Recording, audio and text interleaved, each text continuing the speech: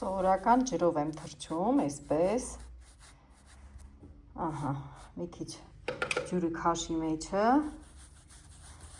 սիրելիներ, առհասարակ սենց մատիրալների վրա հարթուկ դնել, հենց կտորի վրայից, որը որ իրա երևացող կողմնա, հարթուկ դնելը մի քիչ վտանգավոր է, որ խավը, որ հարթուկով նստի, հետո շատ դժվար կլինի, մի քիչ այսպես մշակ եմ խոզանակով, նու կարելի է գուբկայի կտորով էլ անել, տենց պրոսը թրջվի այս հատվածը, տեսեք դաջվածքը ոնց է երևում,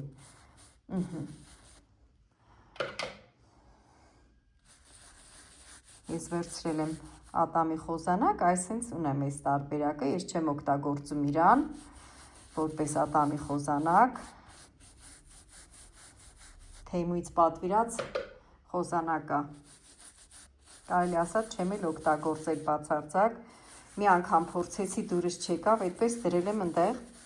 սա հիմա արդեն անցել է իմ կարի պարագաների, կարի գործիքների շարքը, հիմա հաջորդիվ ես ֆենը պահելու եմ այս թաց հատվածի վրա ու այսպես խոզանակով այսենց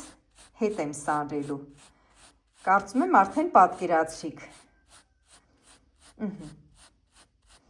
ինչև անգամ եթե տաք ջրով անեի, ինքը էլի կարող էր, կոնկրետ դրափի դեպքում ինքը կարող էր ուղղվել, բայց ֆենով որ չորացնելով այսպես հետ ես սանրում իրան, ինքը արդեն սիրուն ուղղվում է, նույն գործողությունը վիլուրի ու վիլվետի վրա, որպեսզի այս դաջվածքների վրա հարթուկ չդրվի, այսքան բան,